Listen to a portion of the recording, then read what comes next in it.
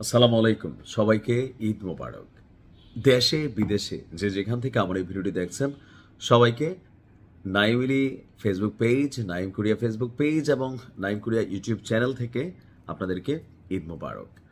তো আজকে ঈদের মতনই আরেকটা খুশির খবর নিয়ে আসছি। যেই যুদ্ধ শুরু হয়েছিল আমরা ভাবছিলাম তো শেষ, কিন্তু দিন শেষে আপনি আজকের এই রিপোর্টটা দেখলে বুঝবেন যে এই যুদ্ধে কিভাবে মার্কিন যুক্তরাষ্ট্র ইরানের কাছে নতি স্বীকারোক্তির পর্যায়ে চলে গেছে। এমনকি ইরানের কৌশলগত যে অবস্থান, আল্লাহ পাক ইরানকে বেশ কয়েকটা জিনিস দিছে। এর মধ্যে একটা হচ্ছে হরমুজ প্রণালী, আর সামরিক সক্ষমতা সেটা তো বলার অপেক্ষা রাখে না, যেই মেশিনারিজ একটার পর একটা নামাচ্ছে। অর্থাৎ মার্কিন যুক্তরাষ্ট্র এবং ইসরায়েলের বিরুদ্ধে তারা যেভাবে কৌশলগত অবস্থান নিয়েছে, তো সেই অবস্থানে এসে ইরানের উপর হঠাৎ করেই নিষেধাজ্ঞা, মানে কি বলা হয় যে যা আছে সেটাকে শিথিল করার জন্য চিন্তা ভাবনা করছে ট্রাম্প। ভাবা যায় মেইন কারণ হচ্ছে হরমুজ প্রণালী। এই প্রণালীকে ব্যবহার করে বিশ্বব্যাপী তেলের শিপগুলো চলে সারা পৃথিবীর।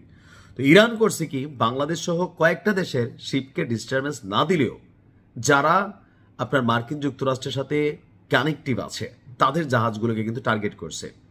এমনকি দিন শেষে ন্যাটোর অনেক রাষ্ট্র এই তেলের ইস্যুতে তারা মনে করলেন যে সাথে তারা অনেকটা দূরত্ব তৈরি করছে।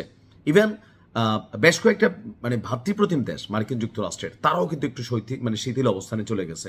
এমনকি এই যুদ্ধ নিয়ে দেশে বিদেশে নানান আলোচনা সমালোচনার জায়গায় তৈরি হয়েছে।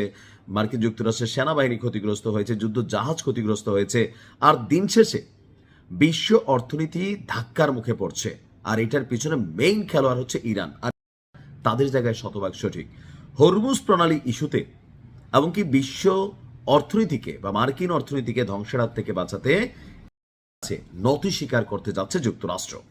এখানে আপনার যতটুকু দেখছি যে বৈশ্বিক জ্বালানি সরবরাহ স্থিতিশীল করার মরিয়া প্রচেষ্টা চালাচ্ছে আপনার যুক্তরাষ্ট্র।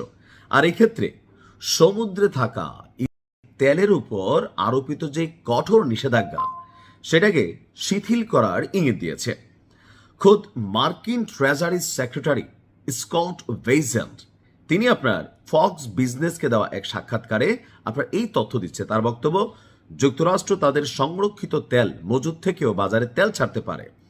চলতি সপ্তাহের দিকে বলছিল যে এই তেলবাহী ট্যাঙ্কারগুলো হরমুজ প্রণালী অতিক্রম করছে, যা বিশ্ববাজারে সরবরাহ ব্যবস্থায় সহায়তা করছে।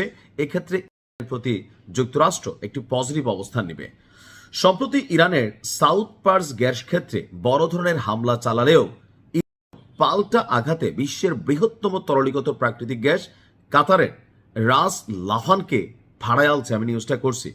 তো এর পরপরই আপনার তেলের দাম বাড়তেছে, এলএনজির দাম বাড়তেছে, পাওয়া যাচ্ছে না। বাংলাদেশে দেখেন না আপনার এই পাম্পগুলোতে তেল দিচ্ছে না। তো এই পরিস্থিতিতে টোটাল এই যুদ্ধের আজ ইউরোপ এবং যুক্তরাজ্যের, অস্ট্রেলিয়ার, মার্কিন যুক্তরাষ্ট্র সরকার বিশ্বব্যাপী তেল নিয়ে কিন্তু খেলতেছে।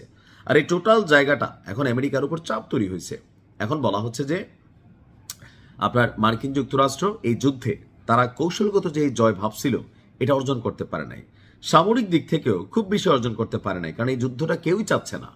তো সবকিছু মিলিয়ে কূটনৈতিক চ্যানেল ব্যবহার করে এই যুদ্ধ হয়তোবা শেষ হতে যাচ্ছে আনুষ্ঠানিকভাবে। ইনশাল্লাহ ভালো কিছু আসবে। আসসালামু আলাইকুম।